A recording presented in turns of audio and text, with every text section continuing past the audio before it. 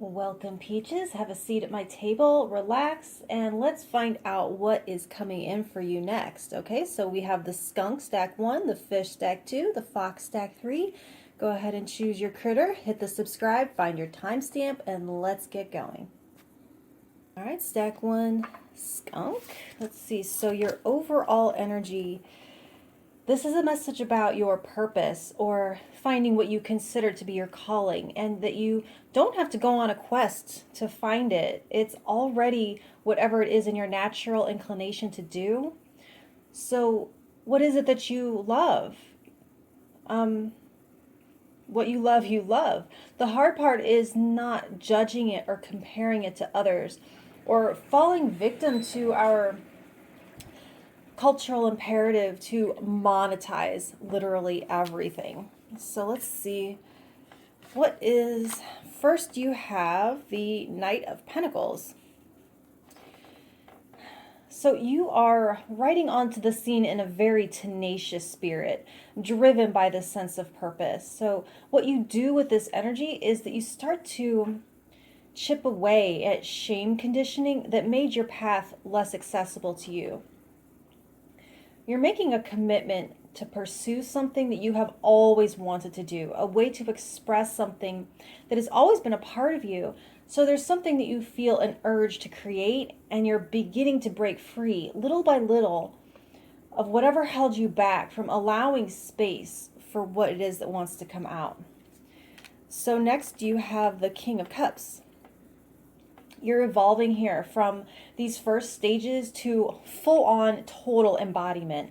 And this first stage, actually, it takes a lot of time. I'm seeing, like, in this night energy, you're discovering old childhood sources of shame so that you can drag them into the light. And here, you've defeated them completely and are standing in your original authority, your true identity. So in this night energy, you might be exploring therapy or signing up for classes, creating your first pieces, getting your hands dirty, accepting that you always knew you had this in you on some level.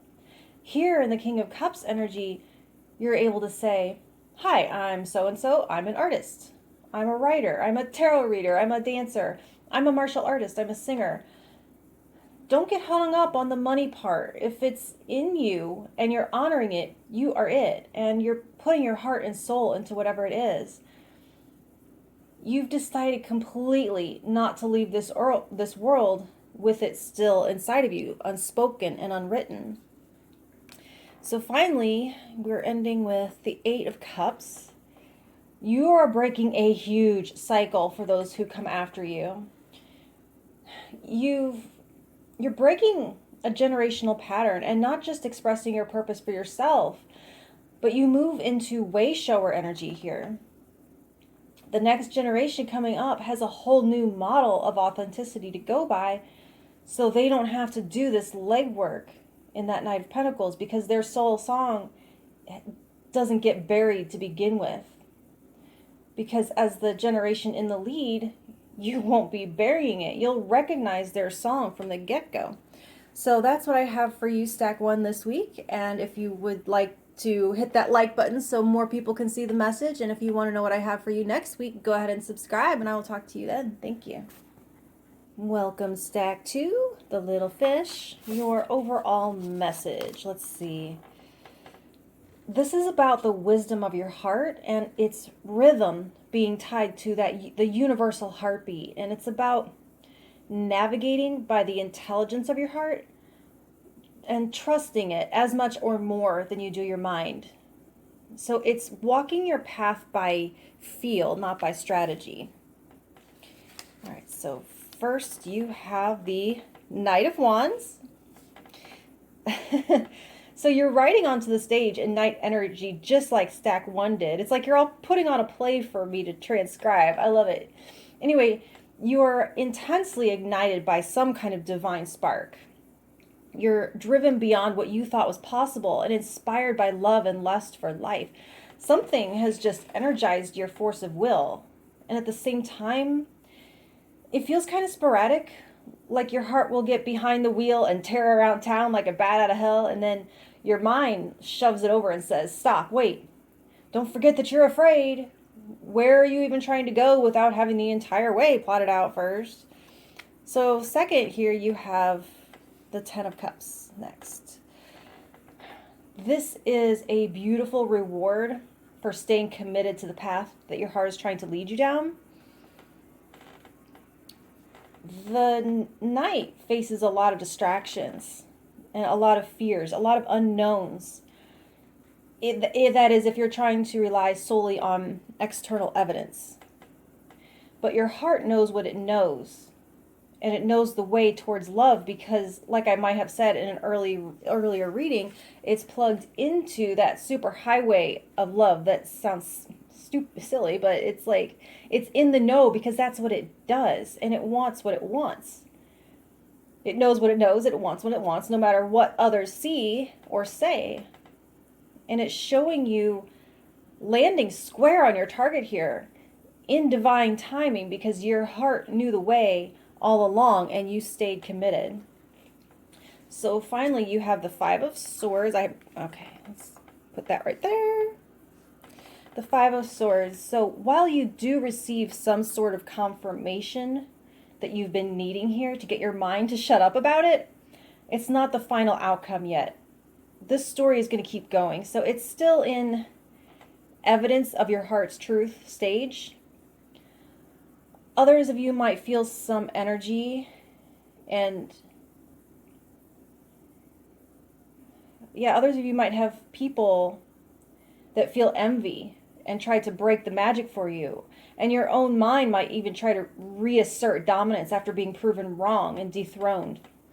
It doesn't matter because below the surface, your heart still beats with this love and it underpins everything. It's a sanctuary. And even though this final card indicates that this story doesn't end here, it's not really needing to give you guidance because beyond this, because your heart, now that you are communicating with it and following it, it's sensing the way forward for you. So your answers and navigation are innate, not in the cards. So that's what I have for you this week, Stack 2. And if you want to hear what I have for you next week, please subscribe. And if you feel like someone else would benefit from this message or you want to let me know that it resonated, please hit that like button and I will talk to you next week. Thank you. Okay, Stack 3, the Fox. Your overall message is about you having new insights bubbling to the surface. So this is not an aha moment, but slowly something is becoming more clear for you. Like one of those old magic eye pictures coming into focus. It's a long-term knowledge, like a much larger picture unfolding that no one could have seen all at once. All right, so first you have the Three of Wands. And so pieces are starting to come together for you. Alliances are starting to make sense. You're receiving certain answers that you've been waiting for. I just get this feeling that separate events and people in your life are starting to make sense as connected in some bigger story. Your next steps might be coming into view as some vision is being illuminated, the path illuminated. And you might be inspired to set like a brand new intention based on a new level of inner knowing. So next here, Two of Swords.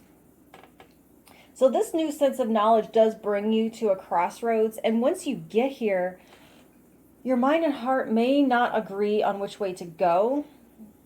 They're saying up here that your heart is speaking up to assist you and you are honoring it. So now that you see how things are unfolding in the grand scheme of things, and you're seeing how your heart has always been right and has always known the way, maybe it's nudging you in the right direction this time too. So finally you have the Hanged Man. Okay. So your heart is saying no to both of these options being presented.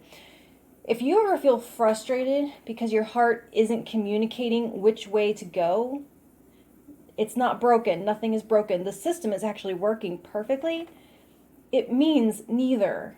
And with patience, a third option will materialize and you'll recognize it as for you as soon as you see it. A silent heart is not being unhelpful or non-communicative.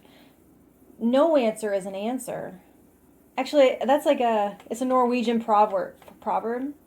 Sometimes silence is an answer. And it starts to make sense now why we have this falling out with our heart's wisdom, because we interpret it's not leaping for one option or the other as indecisiveness when it's decisively saying no. Our path isn't among these options. Let's wait here because it's coming. And if we go down one of these two, we won't be here when it emerges.